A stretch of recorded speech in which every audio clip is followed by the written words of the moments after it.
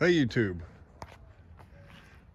just take a quick peek at the progress on that 2008 Crf250 flip bike project. As you guys can see, Misty's been doing a killer job of scrubbing this thing up. I don't know if y'all remember how bad it looked before. We've took it all apart and scrubbed it up. I still need to pull the forks, put new seals and oil in them and bushings. As discussed, we went through and greased all the bushings and bearings. I found enough between the two bikes that were good. Just needed cleaned up and re-greased a little bit. There's the brand new 49 tooth sprocket off the 450. It's looking pretty good. Coming around pretty good. We did get a little bit of progress on the engine as well. So that was the engine that was on the other bike. Now, when I took this apart, actually both crankshafts are good out of both engines. Both transmissions were good.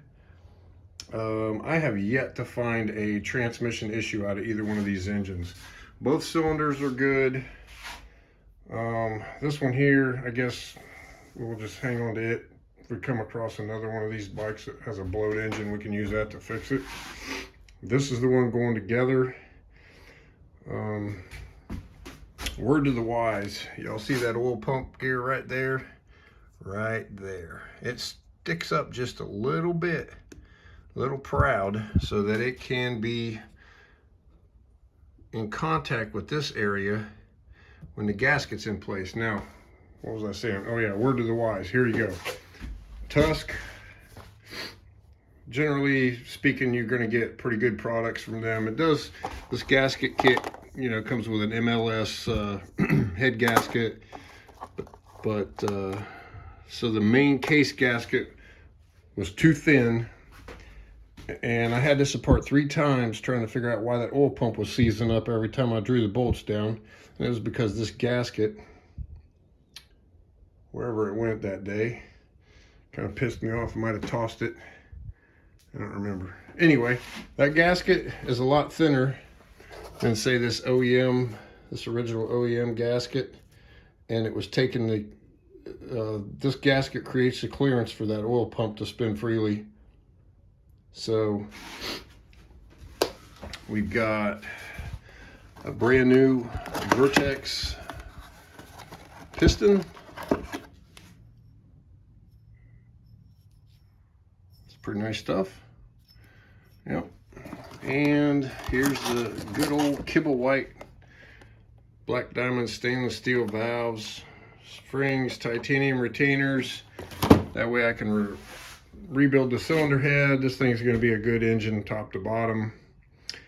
I replaced all the seals, all the bearings checked out okay. It actually really was, this engine here, I think all that was wrong with it was the intake valves lost clearance and it wouldn't start.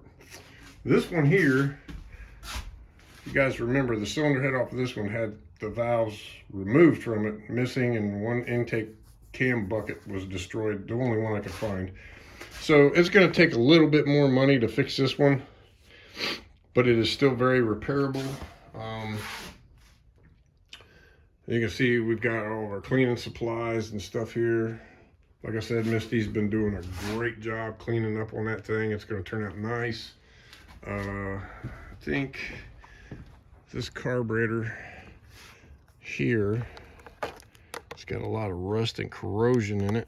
The other one, it does not. It's just muddy. So I'm probably gonna use the other carburetor and figure out where the hot start cable is. Right there it is. That little plunger there goes in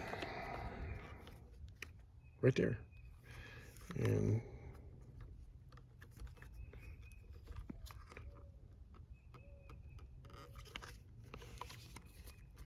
yeah, that's the regular choke. That's the hot start. So anyway, I'm not saying this one isn't savable with an ultrasonic cleaner. Slide's not seized up in it, so I just would prefer, if I'm trying to sell a good running bike, I would prefer to work with that other carburetor, because I can guarantee you it's cleaner than that. Yeah, I don't know why there's black tape all over that, but it had nothing to do with it. But anyway, just wanted to update you guys, let you see the progress. We're gonna put a whole new plastic set on it. I think I'll show you guys. We did get a bolt kit for it, and I'm gonna tell you what, this is the first time I bought one of these, and I'm definitely gonna get one of these for my 2012, because I'm looking at these individual parts here that hold the chain slider. Look at that. The ones on my bike are rusty, crusty. They got all kinds of stuff in here. You got bolts for the body, all the body work you can think of, rotor, and sprocket bolts, body work bolts. Hell, those subframe bolts that were missing, those things were in there. So now keep in mind that these longer bolts like this one here are not going to be in that kit. That's stuff you'd still have to buy from an OEM supplier. But I would imagine all the exhaust mounting brackets and all that stuff are there. So yeah, she's coming along pretty good. I got to get some brake pads, and there's a list of other things I got to get for it. But the goal is, I'm not trying to turn it into $1 million bike, but I want somebody to end up with a nice bike, so the profit margin is not going to be real high on it, but at least I can say I saved one.